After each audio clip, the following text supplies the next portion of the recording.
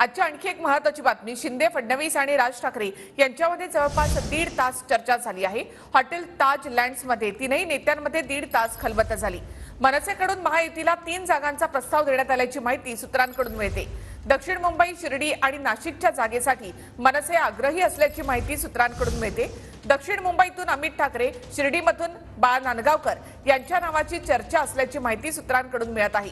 नाशिकमधून शांतिगिरी महाराजांच्या नावाचीही चर्चा आहे। तर मनसेकडून महायुतीकडे 3 जागांची मागणी करण्यात आल्याची माहिती सूत्रांकडून मिळते। हॉटेल ताज लँड्समध्ये शिंदे, फडणवीस आणि राज ठाकरे यांच्यामध्ये 1.5 तास चर्चा झाली। महायुतीमध्ये सहभागी होण्यासाठी मनसेकडून लोकसभेच्या 3 जागांचा प्रस्ताव देण्यात आल्याची माहिती सूत्रांकडून मिळते। दक्षिण मुंबई, शिर्डी आणि नाशिकच्या जागेसाठी मनसे आग्रही आहे। दक्षिण मुंबईमधून अमित ठाकरे, शिर्डीमधून नांदगावकर यांच्या नावाची चर्चा आहे। तर दक्षिण मुंबईतून अमित ठाकरे, शिर्डीमधून नांदगावकर हे निवडणूक लढवतील अशी चर्चा आहे।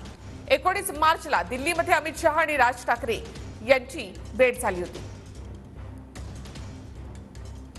दिल्लीमधल्या बैठकीतही राज ठाकरेंनी 3 जागांचा प्रस्ताव दिल्याची माहिती मिळते। शहांच्या भेटीनंतर काल रात्री राज ठाकरे आणि फडणवीस यांच्यामध्ये देखील गुप्त बैठक झाली।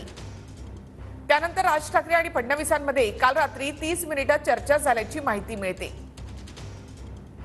मनसेच्या महायुतीमधील सहभागाबाबत आजच घोषणा होण्याची शक्यता आहे।